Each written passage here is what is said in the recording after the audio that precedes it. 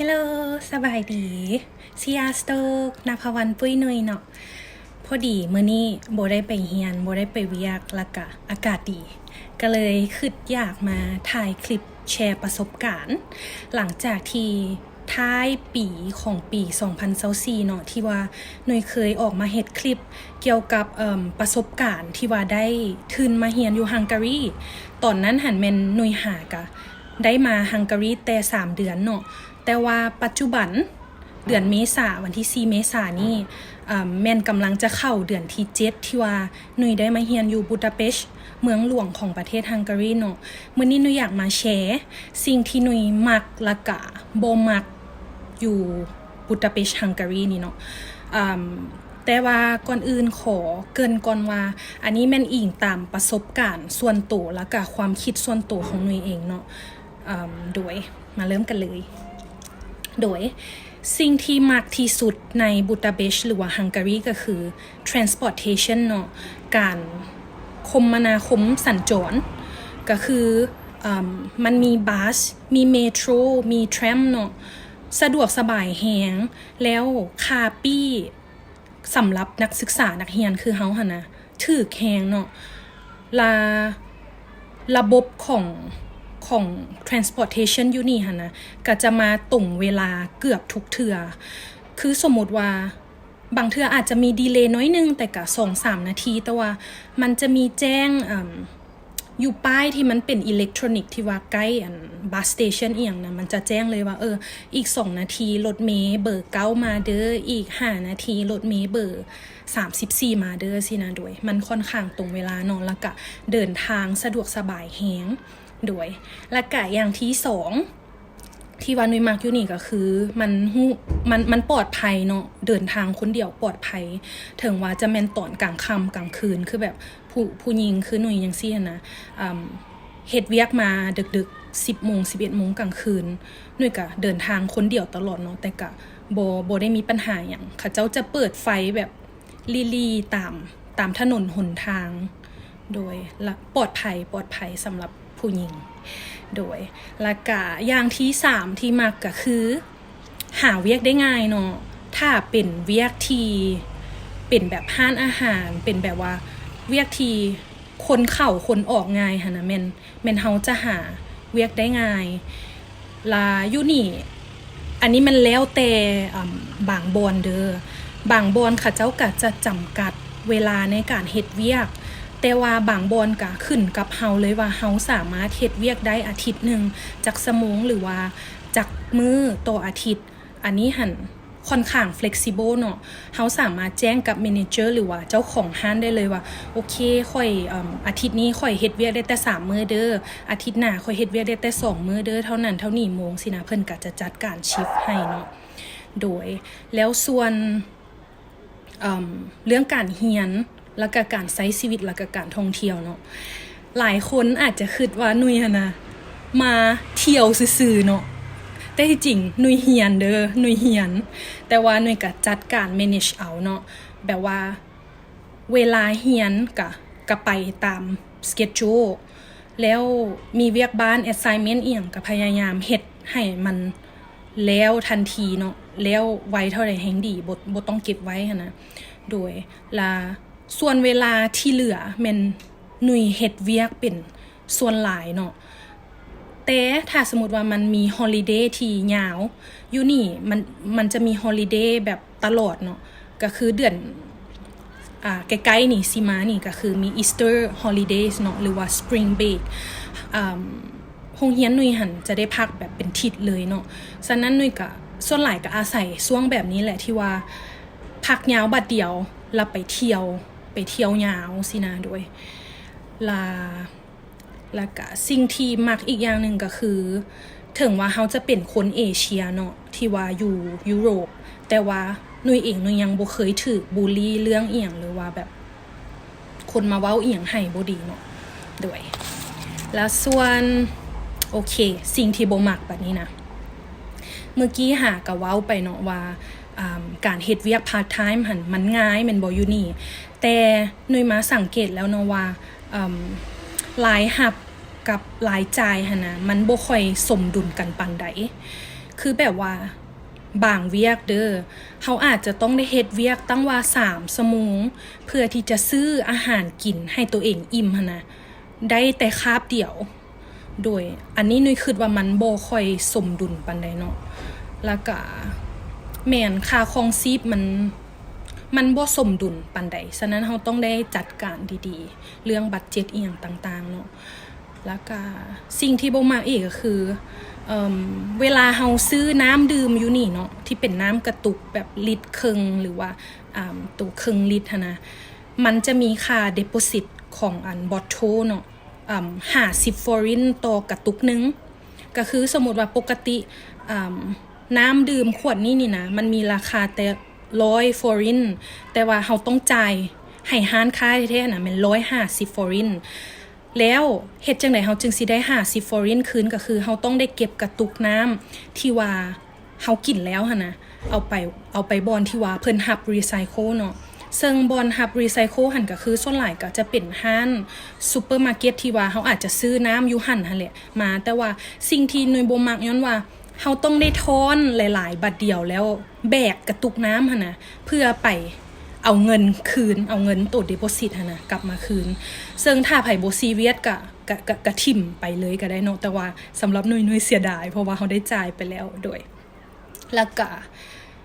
homeless หรือว่าคนไร้บ้านคนบ่มีบ้าน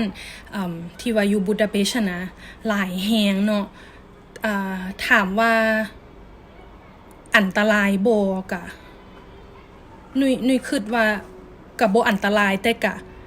ไว้ใจบ่ได้เนาะเพราะว่าหนุ่ยเคยเจอเหตุการณ์ที่ว่าเราน่าจะแม่นคนให้บ้านแต่ว่าเราจูงหมามานำแล้วเราก็แบบว่าเข้ามาลมกับหนุ่ยล้มเป็นภาษาอังกฤษจบเจือเลยเนาะถามว่าเจ้ามีเงินบ่ค่อยอยากได้เงินมากินข้าวมาเลี้ยงหมาอย่างแบบนี้หั่นนะทั้งที่หมาเรานะแบบหมา French Bulldog พุ่นใดแบบเราบ่มีเงินได้จังได๋นะแล้วเราก็แถมลมภาษาอังกฤษกับหนุ่ยอีกแต่ว่าเท่าที่ฮู้มาหั่นนะ homeless อยู่นี่บ่ได้แม่นคนเสียสติอีหยังขนาดนั้นใดแบบเขาเจ้าอาจจะเป็นคนดีๆคือเฮานี่แหละแต่ว่าอยู่บ่ซื่ออาจจะล้มละลายยากับเมียหรือว่ามีเหตุการณ์อีหยังที่เฮ็ดให้เขาเจ้าบ่มีบ้านอยู่แล้วเขาเจ้ามาใช้ชีวิตแบบริมถนนแบบนี้นะเฮาจะเจอเขาเจ้าได้ส่วนหลายแม่นอยู่อันเมโทรสเตชันเนาะแล้วก็คนพวกนี้นะเขาเจ้าจะขึ้นบัสขึ้นแทรมขึ้นเมโทรได้เลยเนาะเพราะว่าบางเทื่อผู้กวดกะอยู่นี่หั่นน่ะเขาเจ้าก็กวดบ่ได้ควบคุมขนาดนั้นหรือว่าง่ายๆก็คือรัฐบาลอยู่นี่หั่นน่ะเขาเจ้าจัดการดูแลบ่ได้เทื่อเนาะเพราะว่าจำนวนโฮมเลสอยู่นี่ค่อนข้างหลายละเขาเจ้าก็บ่มีงบประมาณที่จะมาช่วยเหลือพวกนี้เขาเจ้าก็เลยโอเคเล่ร่อนไปโดยกลับไปคืนที่ว่าหนุ่ยเจอโฮมเลสมาขอเงินเนาะแต่หนุ่ยก็บอกว่าเซโนค่อยบ่มีเงินอีหยังเขาเจ้าก็บ่ได้มายุ่ง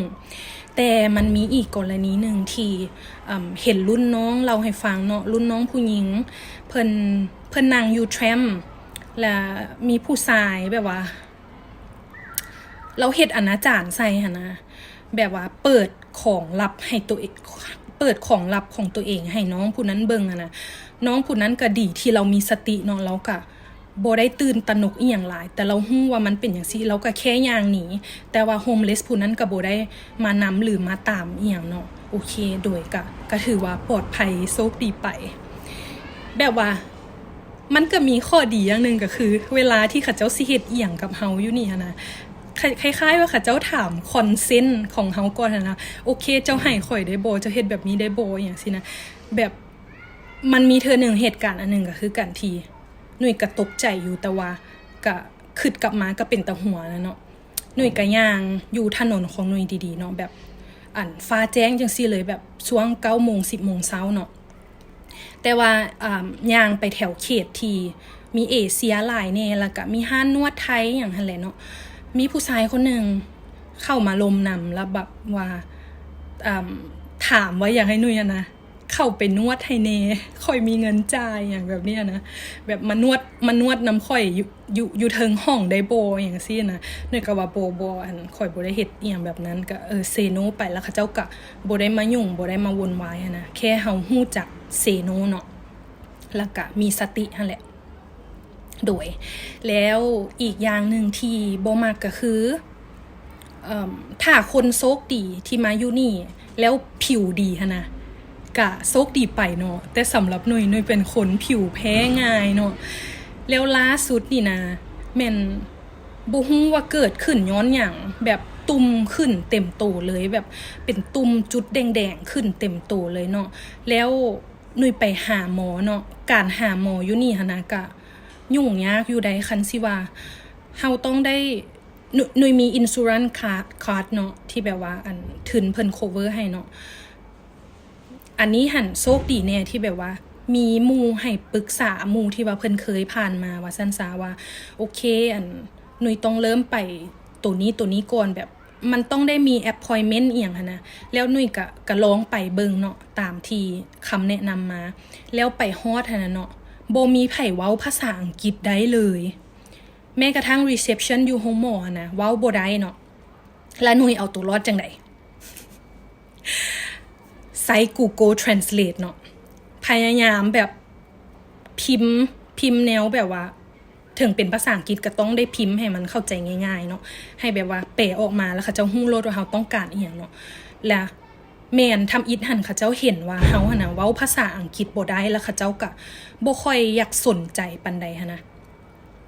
และจนว่าหนุ่ยใช้ Google Translate เนาะหนุ่ยก็บ่ยอมเมื่อได้ใช้ Google Translate ไปเนาะว่าค่อยอยากพบหมอผิวหนังสินะแล้วเขาเจ้าก็โอเคคีย์ระบบนู่นนี่นั่นให้แล้วก็มื้อนั้นโชคดีแน่ที่ว่าคิวบ่ได้ยาวหลายแบบจากที่รุ่นน้องที่ว่าเพิ่นเคยไปเราหั่นนะเพิ่นว่าถ้าโดนแฮงเนาะเป็นมื้อพุ่นเนาะจึงได้คิวแต่ว่ามื้อนั้นหนุ่ยไปไคเดที่ว่าได้คิวไว้แม่นแล้วก็นั่งท่าเจอหมอบัดนี้หมอก็เว้าภาษาอังกฤษบ่ได้อีกหนุ่ยก็ใช้ Google ไปอะไรเนาะโดยก็ถือว่าใช้ชีวิตยุ่งยากในบางกรณีอยู่ที่ว่าคนอยู่นี่เพิ่นเว้าภาษาอังกฤษบ่ได้นะแต่ว่าสิ่งหนึ่งที่เฮาได้ก็คือสกิลการเอาตัวรอดเนาะ อันนี้ถือว่าเป็นข้อดีโดยแล้วก็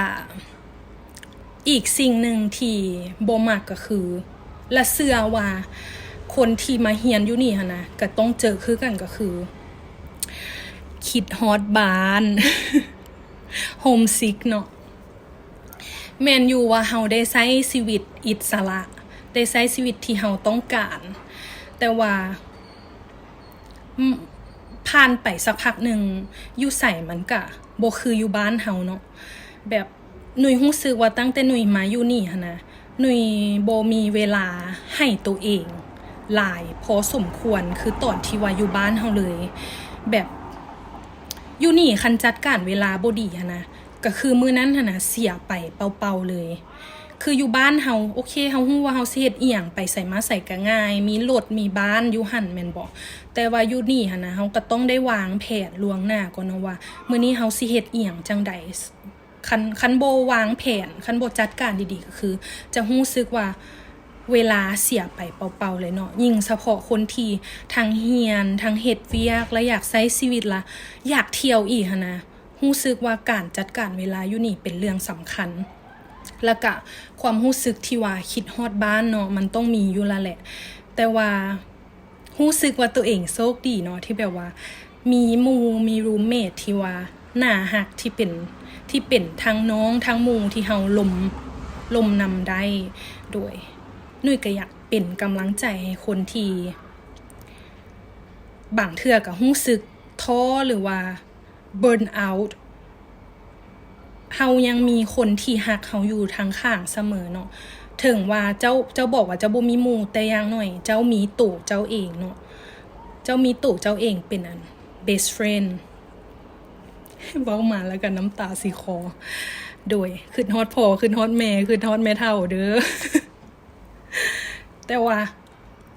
เชื่อว่าขบวนการที่เฮ็ดให้เฮามาอยู่จุดนี้แล้วความคิดฮอดความรู้สึกว่าตัวเองลำบากอีหยังนะมันกำลังหล่อหลอมเฮ็ดให้เฮาเป็นคนที่เก่งขึ้น strong ขึ้นแล้วก็ดีขึ้นเอาตัวรอดได้ขึ้นเนาะแบบ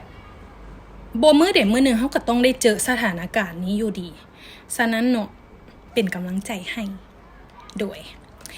แล้วคลิปหน้าคิดว่าจะเฮ็ดเกี่ยวกับ สิ่งที่หนุ่ยหวังว่าหนุ่ยจะฮู้ก่อนที่จะมาเฮียนอยู่ฮังการีนี่ถ้าสมมุติว่าไผบ่อยากพลาดคลิปเนาะก็ขอให้กดติดตามกดไลค์กดแชร์คลิปนี้ให้ในเด้อเป็นกำลังใจให้หนุ่ยแน่แล้วก็ขอขอบใจหลายๆที่ว่ารับฟังจนจบคลิปนี้เนาะโดยบ๊ายบาย have a nice day